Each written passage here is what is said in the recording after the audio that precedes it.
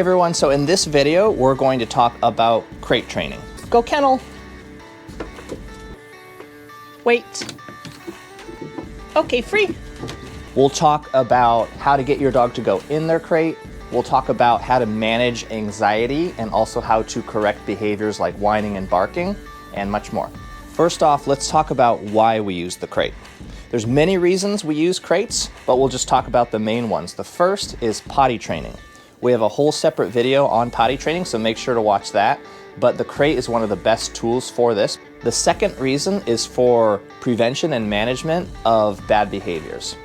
If you want your dog to have good house manners, it's important that they aren't practicing behaviors you don't want. Whether it's chewing up the carpet, stealing food off the counter, or any behavior you don't want, the crate helps prevent your dog from rehearsing these behaviors when you're not there to manage them. So let's talk about crate size. The crate should be tall enough that your dog can stand completely upright.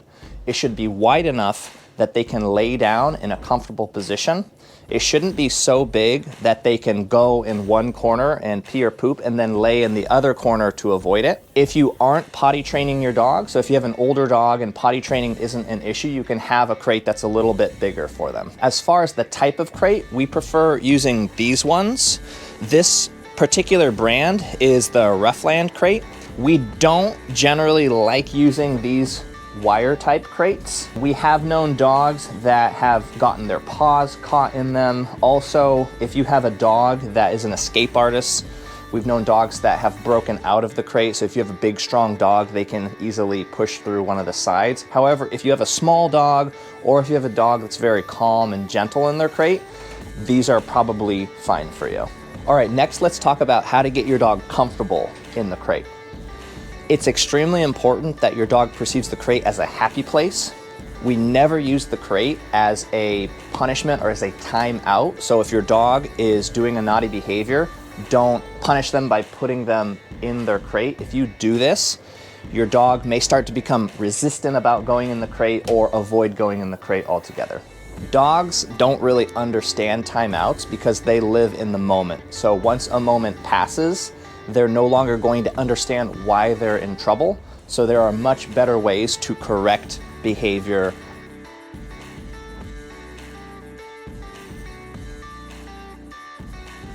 So this is how you're going to get your dog to go into their crate. If your dog was in one of our programs, they should already be familiar with going in the crate, and they should have an understanding of go kennel. So you're going to stand close to the crate like this. Then you're gonna say your dog's name and go kennel, and then you're gonna point your hand towards the crate. Lady May, go kennel. Yes! When you first practice this, it's best to throw food in immediately after you say go kennel. Molly, go kennel. Good girl. Then you can start to wait for them to make the choice to go in before you throw the treats. So you're gonna say go kennel, and then when they go all the way in, then say yes, throw the treats in. Lady May, go kennel. Yes! Job! If your dog has really good food drive, you can probably just use their kibble. If your dog doesn't have good food drive, try using high value treats like hot dogs or steak or whatever they like. Now, if you try doing this and your dog still doesn't want to go in the crate, here's some things you can do. Before you even ask your dog to go in their crate, put a slip leash on them, then bring them close to the crate, keeping the leash in your hand, and then you're gonna do the same thing. You're gonna say, go kennel, point with your hand, throw food in, go kennel. If they still don't go in, that's when we're going to use leash pressure.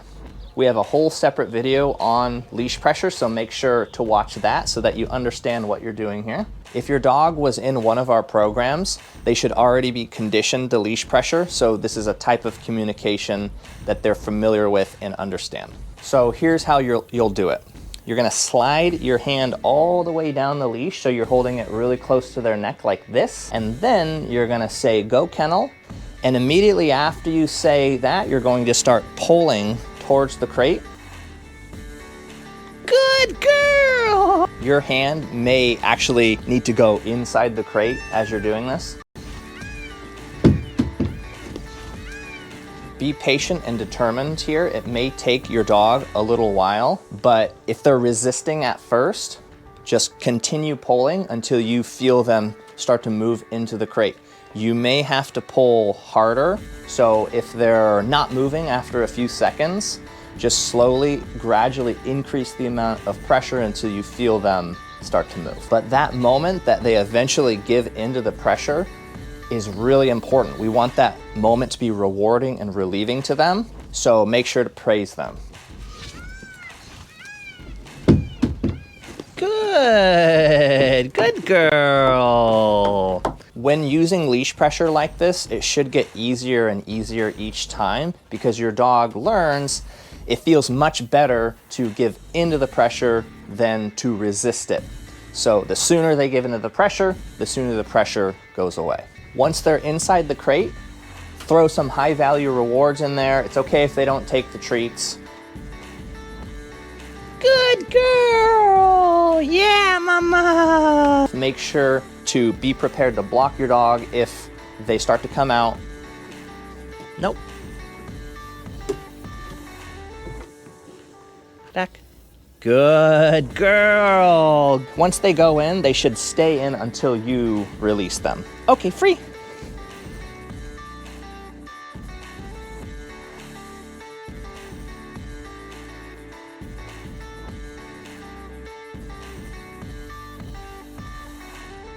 If you try doing this for a while and your dog still doesn't like going in their crate, here's some more things you can do. For a while, only feed your dog in their crate. They shouldn't be getting their regular meals anywhere else. Go kennel. Good girl. Yeah, mama. You want them to perceive the crate as like their restaurant. You can also try using really high value treats only for the crate specifically, so don't give these treats anywhere else. Another thing that can help is to do this exercise that we're about to show you. So what you're gonna do is you're going to say, go kennel, throw some treats in, use leash pressure if necessary. As soon as your dog goes in their crate, they eat the food, let them come right back out. Then repeat this process. Go kennel. Okay. Zuzu. Go kennel. Good. Zuzu. Go kennel. So your dog might not like going in the crate because they have a negative association with it because they think it means you're leaving. The more times you do this, the more you're going to be counter-conditioning their association with the crate. So if we put our dog in the crate, they get rewarded, they're allowed to come out. They think, oh, going in our crate is not always a bad thing.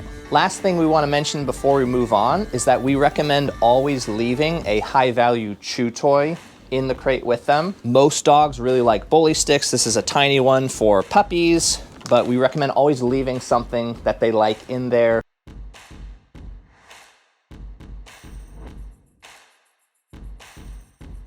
Next, we're going to talk about how to let your dog out of their crate.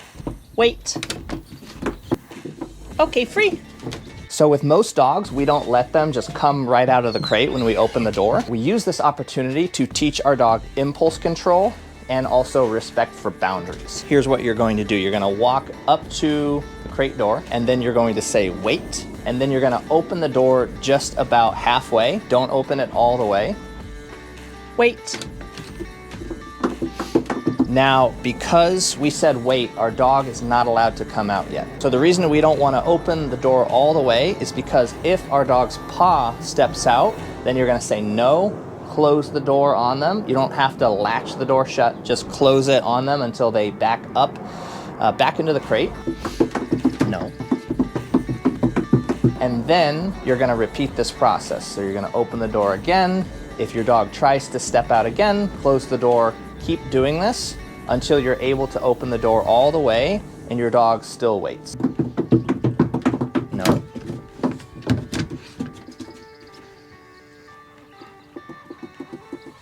Now you have two options here.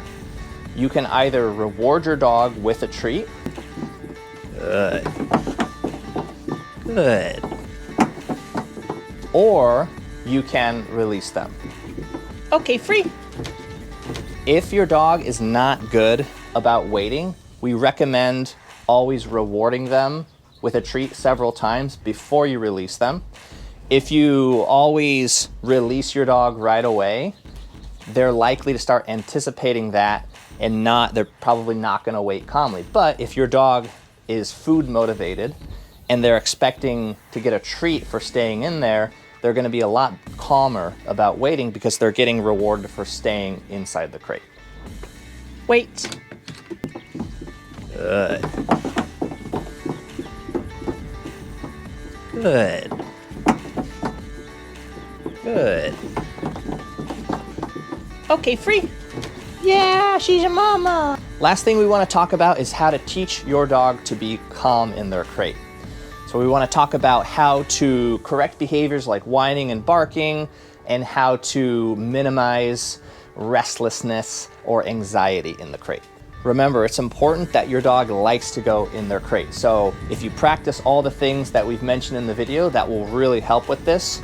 Make sure that you're rewarding your dog in the crate with food, chew toys, and make sure you're not using the crate as a timeout or as a punishment. Most dogs want to be let out of the crate, so they perceive this as a reward coming out of the crate. So it's important that you're not letting your dog out of the crate if they're whining, barking, or being pushy, like pawing at the crate or something like that. Of course, if your dog is doing any of these behaviors because they have to potty, that's different. Make sure to watch our potty training video because we go over this. But if your dog is restless because they have to go to the bathroom, that is an exception when you should let them out. But if your dog is restless or being demanding and you're fairly certain it's not because they have to go to the bathroom, it's important that you don't let them out because then you'll be rewarding that behavior. It's important that your dog isn't learning that barking gets them attention. So only go to let them out when they're fairly calm. Another thing that can help is to cover the crate with a towel or blanket. This creates a dark den-like atmosphere that some dogs actually really like. Another thing that can help is to put the crate into a place where there's not a lot of traffic. So, because a lot of dogs, if there's a lot of stimulation, like people walking past, cats, dogs walking past their crate, this can create frustration and anxiety, so you can try moving the crate to a quiet part of the house.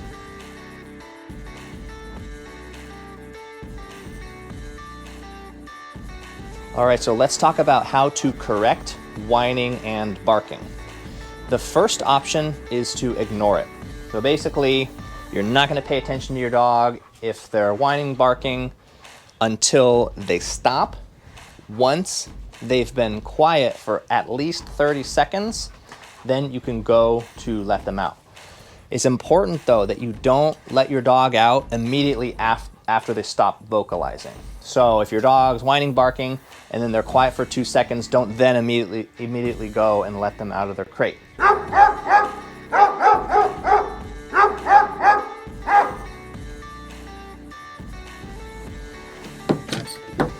Remember, being let out is a reward to them, and if you reward a bad behavior, if the reward happens too close to the behavior, they may still think that barking is getting them attention. So make sure they've been quiet for at least 30 seconds or so before you let them out. Now, if ignoring the vocalizing isn't working, you may have to correct it another way. There are various ways that are effective. Make sure you talk to your trainer about what's best for your dog. With many dogs, bark collars can be really effective, but do not use a bark collar without talking to us or talking to your trainer first, because if your dog isn't conditioned to the collar, it might not be the best tool for them at the time. And that's it for our crate training video. So by now, hopefully you should have enough tools to teach your dog to be comfortable in their crate. Make sure to give us a call if you have any questions, and thanks for watching.